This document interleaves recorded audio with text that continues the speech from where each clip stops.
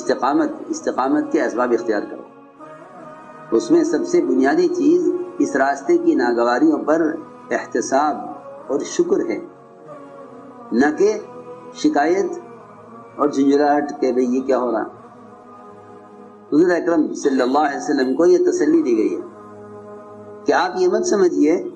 کہ جو کچھ رکاوٹیں پیش آ رہی ہیں آپ کے کام میں یہ آپ ہی کو آ رہی ہیں، ایسا نہیں ہے، یہ ایسا نہیں ہے، بلکہ آپ سے پہلے جتنے انبیاء علیہ السلام گزرے ہیں ان سب کو جو کچھ کہا گیا وہ آپ کو کہا گیا، وہ آپ کو کہا جا رہا ہے، آپ کو کہا جا رہا ہے، وہ آپ کی خصوصیت نہیں ہے۔ آپ سے پہلے بھی نبیوں کو کہا گیا ہے، یہ آپ کی خصوصیت نہیں ہے، آپ سے پہلے بھی نبیوں کو کہا گیا ہے اور آپ سے پہلے انبیاء کو جھٹلایا گیا ہے۔ تو یہ کہیں کہ جھٹلانا تو استقامت کو بڑھانے کے لیے ہوتا ہے، جھٹلانا استقامت کو بڑھانے کے لیے ہوتا ہے، کیونکہ جب جھٹلایا جائے اپنے کام میں تو یہ یقین رکھے کہ ہاں یہ کام کی حقانیت کی علامت ہے، کام میں شک نہ کرے، کام میں شک نہ کرے، بالکل حالات کام میں شک کے لیے نہیں ہوتے، حالات تو کام میں استقامت اور بصیرت کے لیے ہوتے ہیں، بلکہ جتنے حالات آئیں کہ یہ حالات پختگی پیدا کرتے ہیں، حالات پختگی پیدا کرتے ہیں۔ تو لوگ بہت سی ایسی باتیں جو اپنے کام سے متعلق نہیں ہیں ان کو سن کر اتنے متاثر ہو جاتے ہیں کہ اس سے ان کا اپنا کام متاثر ہو جاتا ہے، اور یہ اس انتظار میں رہتے ہیں کہ ذرا یہ ہو جائے، ذرا یہ ہو جائے پھر کام کریں گے، ذرا یہ سے نمٹ جائے پھر کام کریں گے، حالات کے بدلنے کا انتظار کرتے ہیں کام کرنے کے لیے کہ ذرا اس سے نمٹ جائے پھر یہ کریں گے۔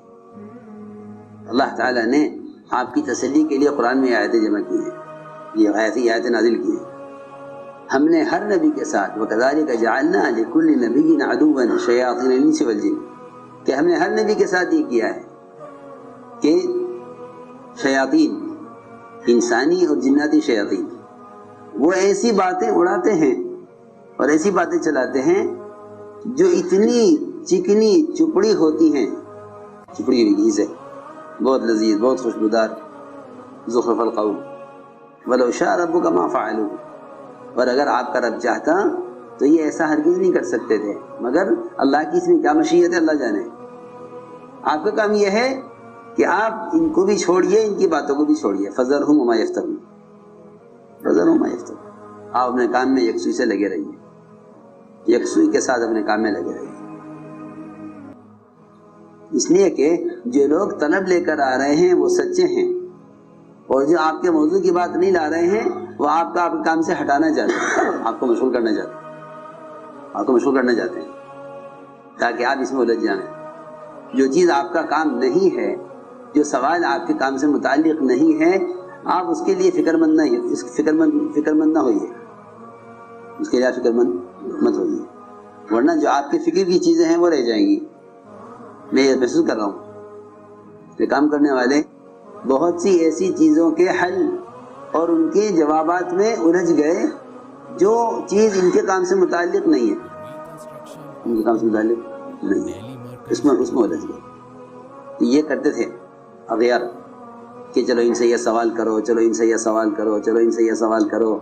تاکہ یہ ہمارے سوال جواب میں الجھیں، اور جو لوگ ان کی دعوت پر ان کی طلب لے کر آ رہے ہیں ان کی طرف